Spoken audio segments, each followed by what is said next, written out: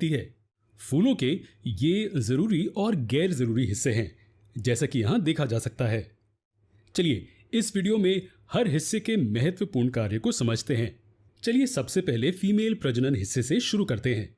क्या आपको इसकी संरचना याद है? जी हां, ये पिस्टल है जिसमें 3 और हिस्से होते हैं।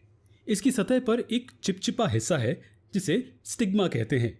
ये स्वभाव में चिपचिपा होता है ताकि पोलन ग्रेन्स जब फीमेल प्रजनन हिस्से पर उतरते हैं तब वो चिपक जाएं। ये इस तरह रिसीविंग सेंटर के रूप में काम करता है।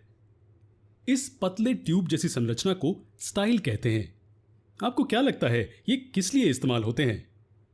खैर, ये एक प्रणाली की तरह है जो मेल गैमीट को ओवरी तक पहुंचने में मदद करता है। जी हां, ये एक ब्रिज की तरह है जो पोलन ट्यूब को ले जाने में मदद करता है। पोलन ट्यूब यानी एक ट्यूब जिसमें मेल गैमीट होते हैं। ये ओवरी की ओर जाता है जहां एग सेल मौजूद होते हैं। अब हम ओवरी के काम को जानते हैं। ये पूरे फीमेल प्रजनन हिस्से का सबसे जरूरी भाग है। ये फीमेल रिप्रोडक्टिव सेल यानी एग सेल को संभालता है। तो ये फूल के फीमेल प्रजनन हिस्सों के बारे में था। चलिए अब हम मेल प्रजनन हिस्सों पर एक नजर डालते हैं। इसे क्या कहते हैं? ये स्टेमन है। फूल के इस हिस्से में 2 प्रमुख भाग होते हैं। इस पतले हिस्से को फिलामेंट कहते हैं और इस थैले को एंथर कहते हैं। फिलामेंट इस थैले को मजबूती से पकड़ने में मदद करता है। और एंथर का काम क्या है? खैर, ये वो थैला है जिसके अंदर बहुत सारे पोलन ग्रेन रहते हैं। पोलन ग्रेन क्या हैं? ये माइक्रोस्कोपिक बॉडी हैं जिनमें पौधे के मेल रिप्रोडक्टिव सेल्स होते हैं। अब हमने एक सामान्य फूल के जरूरी हिस्सों के बारे में जान लिया है, तो चलिए हम गैर जरूरी हिस्सों के बारे में भी जान लेते हैं। सबसे नीचे के हिस्से को सेपल्स कहते हैं। खैर, ये पहली संरचना है जो फूल के बनने के समय ही डेवलप होती है। क्या इससे हमें इसके काम के बारे में कुछ पता चलता है?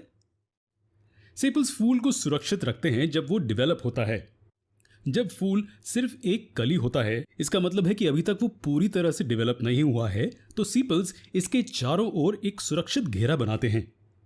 ये मुख्य रूप से अंदर की संरचना को डेसिकेशन से बचाता है। अगला पेटल्स है। हम जानते हैं कि पेटल्स हमेशा शानदार ढंग से रंगे होते हैं।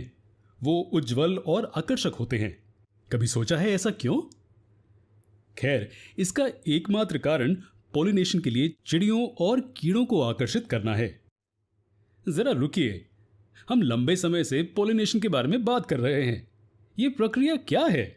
क्या आप इसके नाम से अनुमान लगा सकते हैं कि ये क्या हो सकता है? खैर, नाम से पता चलता है कि ये पोलन ग्रेन के साथ संबंधित होगा, है ना?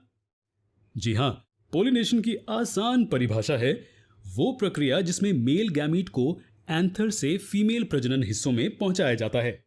इसका मतलब है कि एक फूल के पोलन ग्रेन को उसमें या किसी दूसरे फूल के स्टिग्मा तक पहुंचाया जाता है।